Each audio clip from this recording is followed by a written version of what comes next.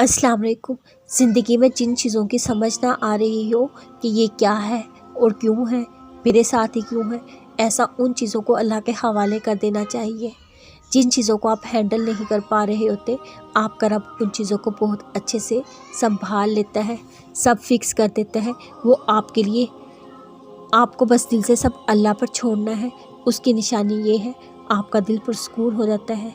जब आप वाकई अपना सब कुछ अल्लाह पर छोड़ देते हैं, फिर आपको ना कोई खौफ रहता है, ना ही कोई डर, क्योंकि आप जानते हैं आपका रब आपके लिए बेहतरीन करेगा इंशाअल्लाह। यकीन रखो अल्लाह से की दुआओं पर, फिर अल्लाह हूबहू वही देगा जो तुमने मांगा है।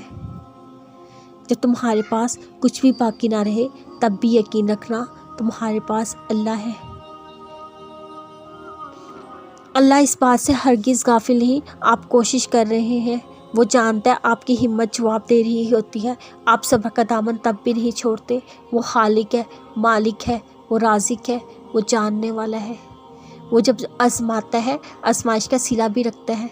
ऐसा हरगिज़ नहीं उसे आप याद नहीं। वो खुद फरमाता है, अल्लाह के हुक्म से सब्र करते रहो, बिलाशबा तुम हमारी निगाहों के सामने हो। और अब आंसू भी पड़ सकता है, बोल नहीं सकते तो रो दिया करो।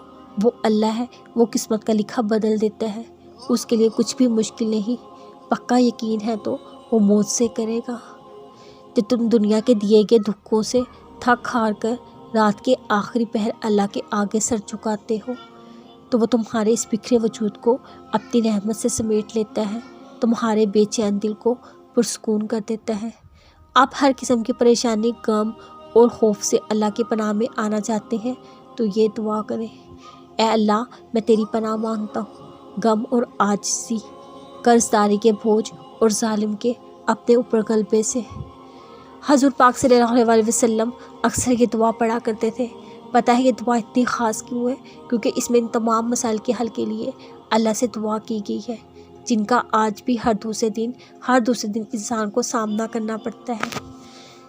हम में से हर किसी पर छोटे बड़े काम आते रहते हैं। हम रोज़ाना सुस्ती का भूत सवार होता है, हम अपने कामों को टालते रहते हैं। एक वक्त आता है वो काम इतना भारी हो जाता है, हमसे किया ही नहीं जाता।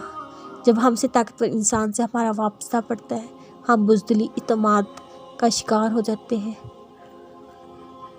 गम ना करो, ये दुनिया आपके साथ है, बल्कि खुश होना, दुनिया का मालिक आपके साथ है।